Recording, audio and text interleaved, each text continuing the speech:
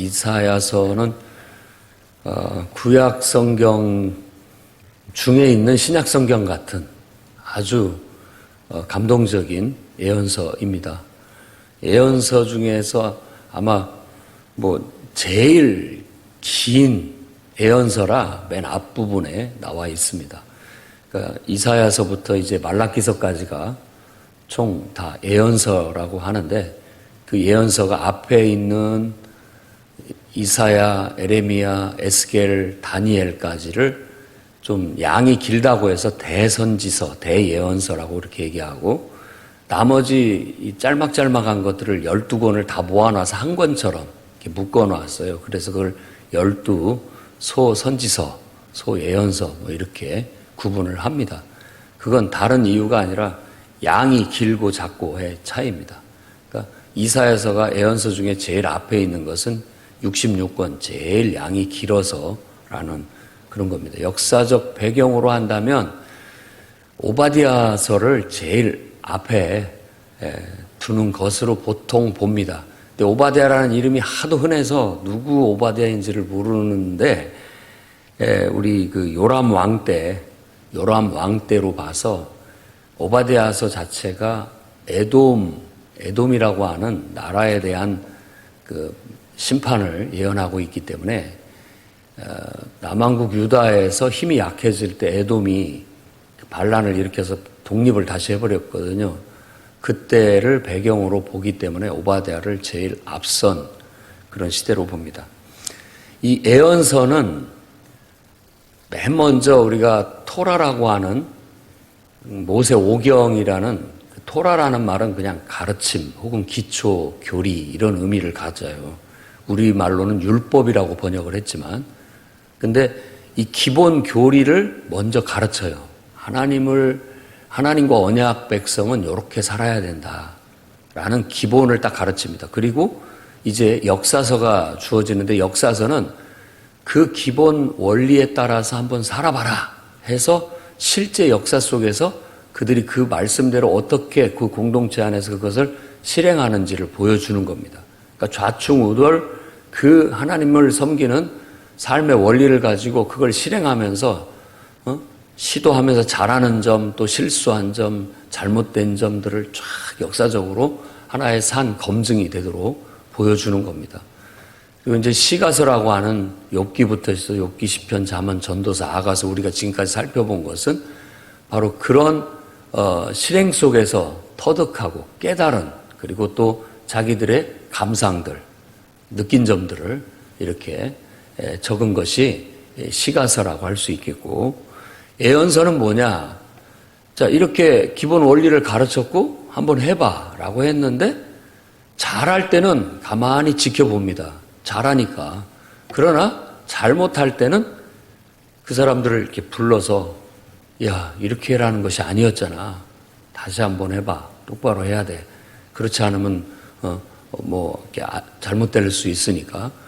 그런 어떤 실행에 대해서 잘못되고 있을 때 그것을 수정하고 보완하고 평가하고 또 미래에 대한 비전을 새롭게 제시하는 그런 내용이 예언자들의 역할이었고 예언서에 담겨져 있게 되는 겁니다. 아마 여러분들도 자녀를 가르칠 때 누구든지 누군가를 지도할 때 맨 먼저 기본적으로 해야 할 사항을 가르칩니다. 이렇게 해라. 해봐. 그래서 뭔가 잘못돼 가고 있을 때는, 잘할 때는 잘한다 해주지만 잘못되고 있을 때는 불러서 그렇게 하는 게 아니잖아. 다시 해봐. 라고 수정하고 보완하고 그들을 평가하고 또 미래의 비전을 제시하면서 더 나아질 수 있도록 자꾸 경책하는 그런 양육을 하는 것처럼 예언자들의 역할이 바로 그런 역할입니다. 그래서 예언자들은 항상 하나님의 눈으로, 하나님의 마음으로 모든 것들을 잘 평가하고 또 해석하는 역할을 하는 겁니다. 그러니까 시대를 하나님의 눈과 하나님의 마음으로 해석하는 거예요. 그리고 그들의 과거를 해석하고 현재를 해석하고 미래를 해석하는 역할을 하는 것이 예언자의 눈이고 예언자의 마음인 것입니다. 그러니까 요즘으로 말하자면 뭐 언론이 그런 역할을 일부 하고 있다고 볼 수 있는데 꼭 같지는 않습니다. 하나님의 눈으로 본다는 거, 하나님의 마음으로 해석한다는 게 중요한 요소가 되는 겁니다. 그래서 현재를 보지만 과거와 연관시켜서 해석하고 그리고 또 미래와 연관시켜서 해석하기 때문에 미래 비전까지도 제시하는 그런 일들을 하게 되는 겁니다. 그 대표적인 성경이 이사야서고 저도 개인적으로 이사야서를 구약 성경 중에 다 좋지만 제일 좋아합니다. 한번 왜 그러는지 한번 여러분들도 같이 말씀을 같이 여행해 가면서 느끼고 경험하는 그런 시간이 됐으면 좋겠습니다. 자, 이사야는 간단한 1절 말씀의 소개가 나오는데 유다의 왕 우시야, 요담, 아하스, 히스기야 왕 시대에 살았다라고 그렇게 말하면서 그때 받은 하나님의 계시다라고 말합니다. 계시는 하나님께서 이렇게 깨우쳐 주시는 어떤 것을 말하는 겁니다. 그러니까 정확한 의미로 말한다면 계시라는 것은 이렇게 뭔가 가려져 있다가 뭐가 이렇게 훤히 보이는, 드러나 보이는 그런 걸 말하는 겁니다. 그러니까 우리가 성령의 감화 감동을 받게 되면 평상시 못 보던 걸 보게 됩니다. 깨닫지 못하는 걸 깨닫게 되고 그리고 뭔가가 해석이 되고 이해가 되는 거예요. 그러니까 뭔 말을 할 수 있는 겁니다. 영어로는 비전이라고 합니다. 비전. 계시라는 건 비전입니다. 하나님께서 보여주시는 어떤 것이라고 말할 수 있는 거죠. 우리가 우시야 왕을 생각해 봐야 되겠는데 이사야가 활동하던 시절이 우시야 왕 때인데 거의 우시야 왕의 한 통치 후반기 말년을 말하는 거예요. 이제 역사서로 돌아가서 여러분들이 우시야 왕을 좀 살펴봐야 됩니다. 근데 이 사람 이름이 두 개예요. 아사랴라고도 하고 우시야라고도 해서 좀 헷갈립니다. 그리고 유다의 왕들 중에서 두 번째로 오랫동안 살았던 왕 중에 하나입니다. 므낫세, 악명 높았던 므낫세가 55년 동안을 통치했다고 얘기하고 우시야는 52년간을 통치합니다. 근데 이 왕은 선한 왕으로, 그러니까 의로운 왕으로 그렇게 평가가 됩니다. 잘했어요. 잘 나라를 하나님 뜻대로 하나님의 세우신 지도자답게 잘했습니다. 성경에서 말하는 왕의 평가는 다른 게 없어요. 성경에서 말하는 지도자상은 하나님의 뜻을 헤아려서 하나님의 뜻을 공동체 속에 잘 펼치는 왕이 잘하는 왕이에요. 거꾸로 백성들한테 인기 좋은 왕이 좋은 지도자가 아닙니다. 다수에 의해서 백성들이 하자는 대로 하는 왕이 잘하는 왕이 아니라 하나님의 뜻대로 나라를, 공동체를, 백성을 이끌어가는 왕이 하나님 앞에 정직한 왕, 이렇게 평가가 되게 되는 거예요. 그러니까 요즘하고 틀리죠. 요즘은 뭐 대통령 되려면 국민들의 뜻을 따르겠습니다. 무조건 국민들이 원하는 대로 하겠습니다. 이렇게 해야 찍어준다라고 생각하기 때문에 뭔가 좀 정말 하나님의 정의나 공의나 올바른 길을 물론 가는 것이 좀 약간 약해진 듯한 느낌은 있습니다. 물론 국민들의 뜻이 곧 하나님의 뜻과 정의와 공의에 맞을 때 가장 이상적인 것이라 할 수 있겠죠. 우시야 왕은 잘하다가 말년에 제사장이 분향을 해야 되는데 자기가 분향을 해버리는 그런 교만을 범함으로써 하나님이 치셔서 나병, 문둥병이 걸려서 별궁에 격리되고 그의 아들 요담이 대신 섭정을 하게 됩니다. 그런 불운한 그런 것이 좀 있었죠. 잘하다가 교만해가지고 한 번씩 넘어지는 그런 일들이 간혹 있습니다. 우리도 잘할 때 조심해야 되고 해야 됩니다. 우시야 왕이 죽던 해에 이사야 6장에 보면 자기가 하나님 앞에 사명을 받았다라고 그렇게 얘기를 합니다. 그러니까 이 앞에 부분들은 우시야 왕이 죽기 전에 뭐 그런 어떤 역사적 배경을 가지고 있다고 봐서 한 우시야 왕 죽기 한 10여 년간 전부터라고 그렇게 평가를 합니다. 그리고 주로 아하스 왕과 히스기야 왕과 연관된 예언이 많습니다. 그러니까 임마누엘이라리라 라고 했던 그 자기 자식, 그 왕이 자식을 낳은 것을 징조로 보여주겠다라고 했는데, 그때 그 징조를 말했던 그 왕이 아하스 왕입니다. 아하스 왕.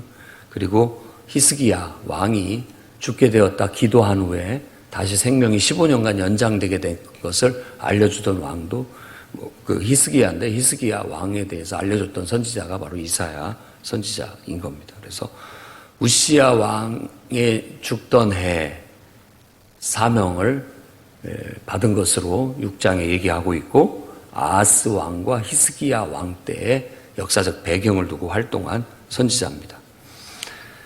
이제 지금까지 앞에서 봤던 잠언, 전도서, 아가, 이건 한 구절 한 구절이 다 중요한 어떤 그런 의미를 갖는데, 이런 예언서 같은 것은 좀 크게 나눠보기 때문에 양은 길어도 사실 설명은 그렇게 길지 않을 수 있습니다. 왜냐하면 전체적인 문단이 하나의 이야기를 하고 있기 때문에 그렇습니다. 이사야는 그래서 한 BC 750년에서 700년, 한 50여 년간 사역을 한 선지자로 그렇게 보고, 이사야라는 이름의 뜻은 예샤야후를 우리말로 이사야라고 그렇게 얘기합니다. 예샤 하면은 구원이라는 뜻입니다. 예수. 우리가 보통 예수와 그 구원이라는 단어입니다. 야후라고 했을 때는 야가 들어가면 여호와를 말한다라고 보통 생각하면 딱 맞습니다. 그래서 야자 들어가는 건 다 여호와를 말하는 거예요. 그래서 여호와, 구원, 이 두 단어가 합쳐진 의미를 갖는, 여호와는 우리의 구원이시다, 여호와는 구원이시다라는 그런 이름을 가졌고, 그 이름이 이 예언의 내용과도 연관성이 있어 보입니다.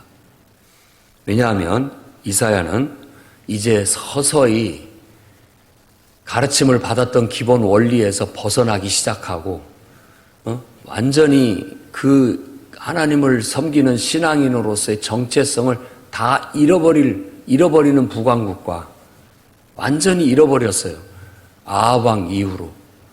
그 하나님을 믿는 백성이라는 정체성이 희미해지고 거의 없어지는 지경에 가게 됐고, 남왕국도 아합 왕 때 영향을 받아서 더욱더 우상숭배가 심해지고, 완전히 하나님 백성이라고 할 수 없을 그런 행동과 그런 삶의 모습들을 보여주기 시작하면서부터 막 하나님께서 예언자들을 막 대거 보내서 이러면 안 된다, 하나님이 심판 내리신다라는 그런 예언을 하게 되었던 겁니다. 그래서 중심적인 예언자들의 내용은 항상 잘못된 것을 책망하고 그에 대한 하나님의 심판이 임할 것이라는 것을 예언하게 되고, 그 속에서 하나님의 구원을 얘기하게 되는 겁니다. 항상 심판은 동전의 양면처럼 구원을 수반합니다.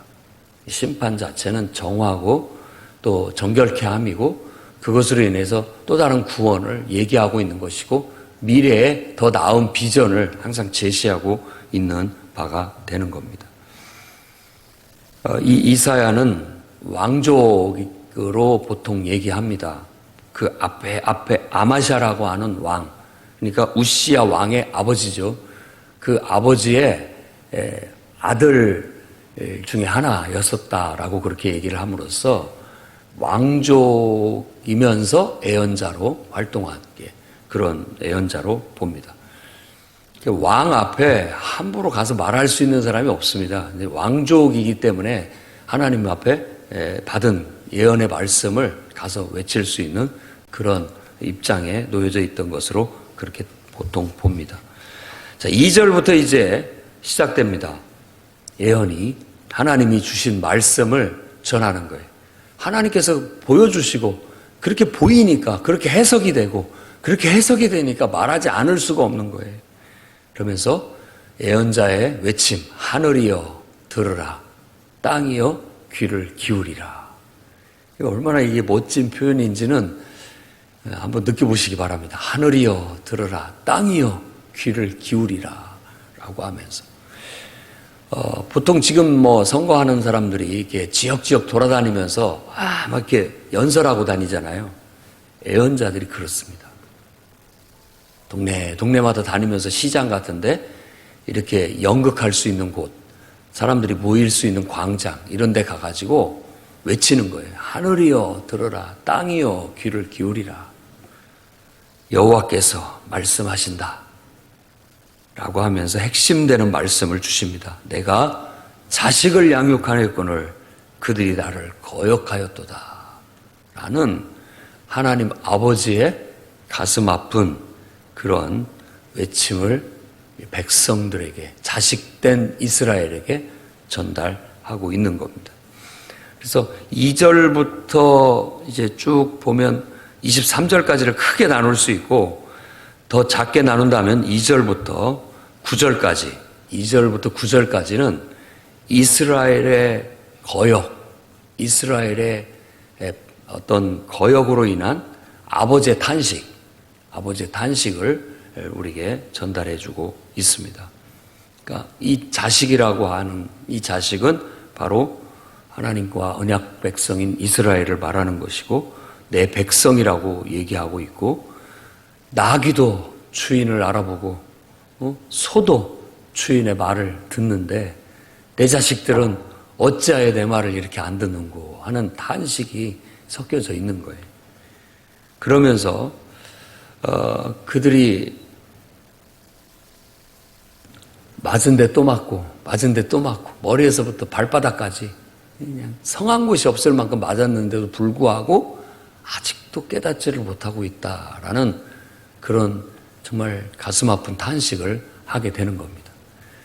하도 때려 맞았는데도 불구하고 뭐 더 이상 막 상처가 나가지고 그 상처가 나 있는데 그 상처난 부위를 또 맞으면서까지도 깨닫지를 못하더라라는 그런 탄식입니다.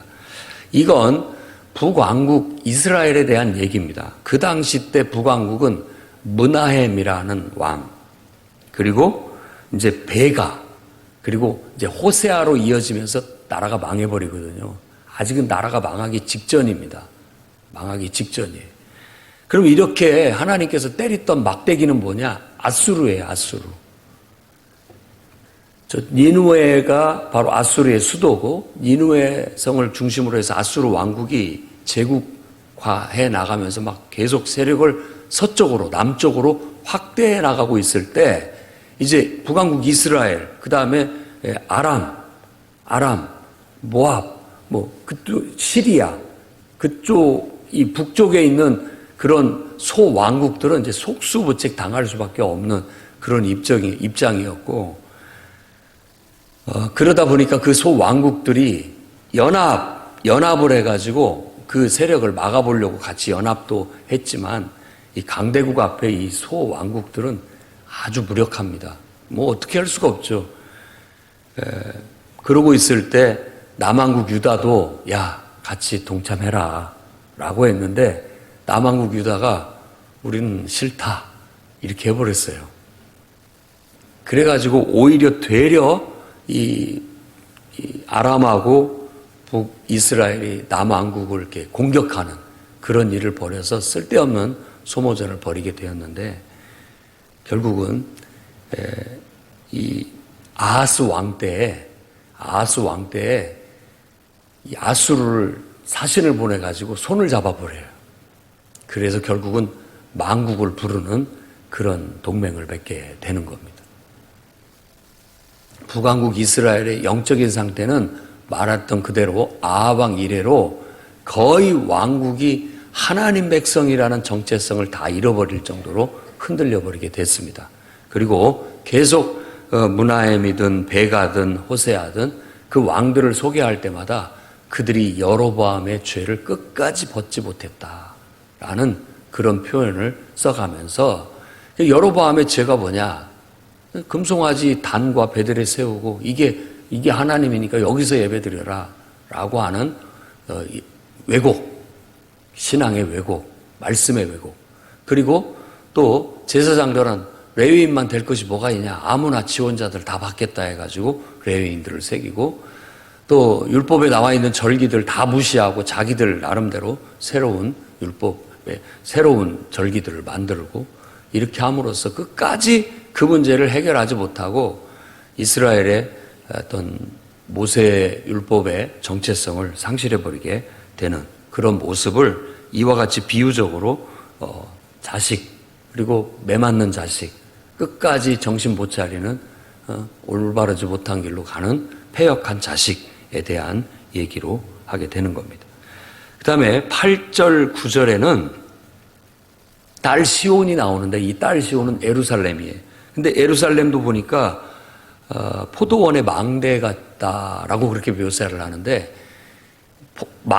포도원의 망대하면 우리 원두막을 생각하면 제일 낫습니다. 과수원에 원두막 하나 세워놓은 것 같은. 근데 포도원의 원두막이니까 포도는 더 낫기 때문에 이렇게 톡 튀어오르는 그런 모습을 갖겠죠. 왜냐하면 그 위에 앉아가지고 이렇게 보면서 어떤 짐승들이 와서 포도원을 망치지는 않나 살피고 그러기 때문에 원두막. 포도원의 망대라는 것은 톡 튀어 있는 모습입니다. 그 말은 곧 이 시온의 딸은 예루살렘을 얘기하는 거고 예루살렘이 톡 뛰어 보이는데 고립된 성처럼 보인다라는 겁니다. 북왕국은 이미 다 패망을 한 그 망국의 기운이 깊게 드리웠고 남왕국 유다도 비교하자면 좀 낫지만 그저 예루살렘 하나 똑 붉어져 있는 것처럼 아주 고립된 그런 도시의 모습이다라고 그렇게 말합니다. 하나님께서 다 멸하실 것 같았으면 다 멸하셔서 소돔과 고모라 같이 돼버렸겠지만은 그래도 하나님께서 남겨두셨다라는 말씀을 겨우 남았다. 그러니까 남왕국 유다 왕국의 중심 예루살렘은 남왕국도 포도원의 망대처럼 겨우 하나 남아있다. 이렇게 지금 평가하고 해석하고 있는 겁니다. 하나님께서 생존자를 남겨두시지 않았다면 소돔과 고모라 같이 돼버리고 말아도 할 말이 없을 것이다 라고 얘기하는 겁니다. 아수르의 디글랏 빌레셀 이 왕이 계속해서 서쪽 남하 정책을 펼치기 때문에 간등간등한 위기에 놓여져 있고 어려움에 처해져 있다라는 거예요. 아하스가 그들과 동맹을 맺고 도움을 구했지만 결국은 자기들도 그 왕국에 결국 점령당하리라는 건 그냥 눈에 보는 듯한 뻔한 일이었고 이사야 선지자는 그런 것에 대해서 좋지 못하게 성토하고 있는 모습입니다. 열강을 의지하지 마라. 하나님을 의지해라. 하나님을 통한 어떤 국력의 강화 그리고 본질적인 근본 체질의 강화 그리고 어떤 하나님을 통한 세계 경영을 볼 수 있도록 외쳤던 선지자가 이사야입니다. 그 다음에 10절에서부터 17절까지는 또 다른 얘기를 합니다. 예배의 부족이 아니라 정의의 부족. 그러니까 예배가 부족한 것이 아니라 하나님의 말씀대로 실천하는 것들이 너무나 부족함으로써 이 나라가 망조가 들었다라고 얘기를 하는 겁니다. 예배는 잘 드리러 와요. 하는데 하나님 말씀대로 실천을 하지 않아요. 그런 남왕국 유다의 영적인 상태를 해석하고 지금 평가하고 지적하고 있는 겁니다. 하나님의 종을 통한 훈계의 말씀을 주는 거죠. 하나님의 법에 귀를 기울여라. 내 마당만 밟는구나. 너희 손에 피가 가득하다. 그러니까 스스로 씻고 깨끗하게 하여 악을 버리고 선행을 행하고 정의를 구하고 학대받는 자, 고아, 과부들을 보호해라 제발. 그러니까 우리가 하나님을 예배하는 예배의 실패는 우리의 삶의 실패로 이어진다라는 거예요. 제대로 예배를 드린다라는 것은 우리 인격이 다듬어진다는 뜻이고 우리의 삶을 살피고 우리의 도덕과 윤리가 더 높아진다는 뜻입니다. 그러니까 하나님을 믿는 사람들은 그와 같은 영적 바른 질서를 통해서 자기의 가정생활, 직장생활, 그리고 사회생활 모든 면에 있어서 하나님의 정의와 하나님의 공의를 실행하는 사람들이라는 그런 의미를 가져요.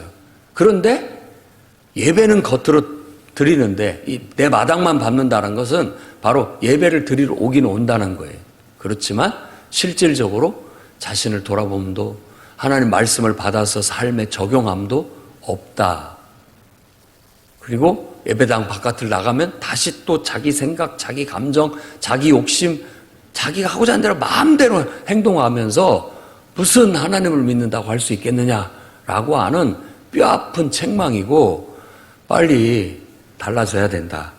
하나님의 법에 다시 귀를 기울여라. 하나님 말씀이 뭘 가르치고 있느냐. 다시 하나님 말씀을 보고 깨닫고 제발 달라져라 라는 그런 간절한 외침을 하고 있습니다. 18절에 20절에는 바로 죄사함의 가능성. 이렇게 우리가 죄 가운데 빠져 있지만 가능성이 있다. 와라. 우리가 서로 변론하자. 너희 죄가 주홍같이 붉을지라도 흰 눈처럼 하얀 깨끗해질 것이다 라는 가능성을 제시하는 겁니다. 너희가 순종한다면 가능성이 있다. 하지만 거역한다면 가능성은 0도 없다. 1도 없다. 하나도 없다. 21절에서 23절 이 성을 예루살렘 성을 바라보면서 한때는 자랑거리였던 이 성이 어찌하여 이렇게 타락한 성읍이 되었단 말인가 라고 탄식하는 내용이 비탄조로 이어집니다. 정의, 공의가 풍성했던 도시였는데 이제는 창기들이 즐비하고 살인자들이 난무하는구나 라고 탄식하고 있습니다. 그 모습을 은혜의 찌꺼기가 섞인 것 같은 그런 비유로 설명하면서 그것들은 그 찌꺼기들은 뭐냐 고관들이 뇌물을 받고 도둑과 짝을 하면서 온갖 악행을 저지르는 걸 말합니다. 항상 나라의 어떤 사회의 망국은 이렇게 기득권자들의 퇴폐, 기득권자들의 불의 이런 것들이 난무하면 결국 부익부 빈익빈은 더 극화되면서 가진 자들의 행포가 날로 더 심해지는 그런 모습으로 사회가 망조에 들게 되는 것입니다. 그런 모습을 얘기하고 있어요. 근데 이제 가능성을 얘기했으니까 24절과 31절에 방법을 더 강하게 요구합니다. 내 찌꺼기를 잿물로 씻어 정결케 해라. 설거지해라 하는 거죠. 내 그릇을 설거지해내라.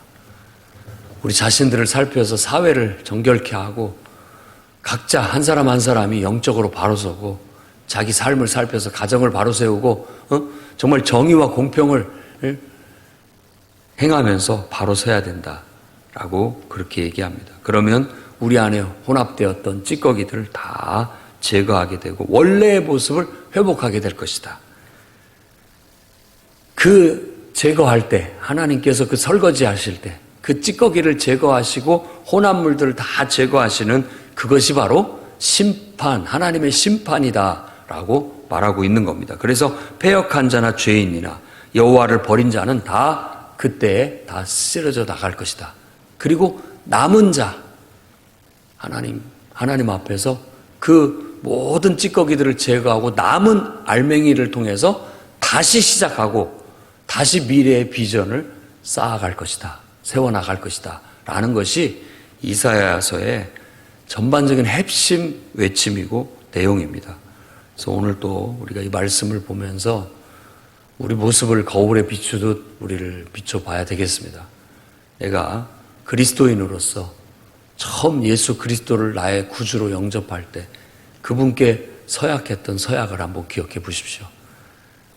나의 삶의 주인은 이제 당신이십니다. 내 모든 걸 당신께 맡겨드리고 당신의 선하신 뜻대로만 순종하며 살아가겠습니다.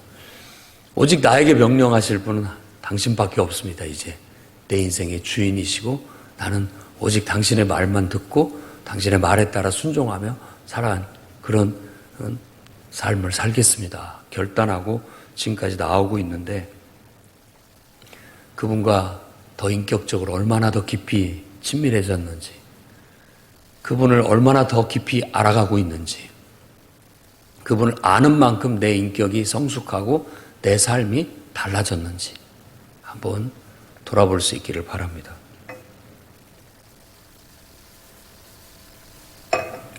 아니면 오랜 세월 그저 교회 예배를 드리고 있으면서 알게 모르게 찌꺼기가 끼고 알게 모르게 세상에 혼합물들이 들어와서 나도 모르는 사이에 형식화된 신앙과 그리고 또 왜곡된 신앙관 그리고 실천이 없는 신앙생활을 통해서 내가 하나님 보시기에 이렇게 탄식하는 그런 모습은 아닌지 오늘 주님의 얼굴을 이렇게 한번 바라보십시오. 주님이 나를 보고 뭐라 말씀하실까? 혹시 나를 보고 탄식하고 있지는 않으실지 참 옛날에는 참 잘했는데 보기 좋았는데 그때는 참 신실하고 순수하고 아름다웠는데 지금은 왜 이런 모습이 되었는지 다시 원래의 모습을 회복하라 라고 주님 말씀하시지는 않는지 오늘 마음의 교훈으로 삼고 이것이 이스라엘 백성을 향한 또 남한국 예루살렘을 향한 외침이면서도 오늘 우리에게 주시는 하나님의 말씀일 수 있다는 것을 여러분들이 깨닫고 교훈으로 삼아 더욱더 온전히 여러분 안에 있는 찌꺼기와 불순물들을 제거하고 더 알맹이, 알곡 같은 그런 성도들로 바로 설 수 있기를 주의 이름으로 축원합니다.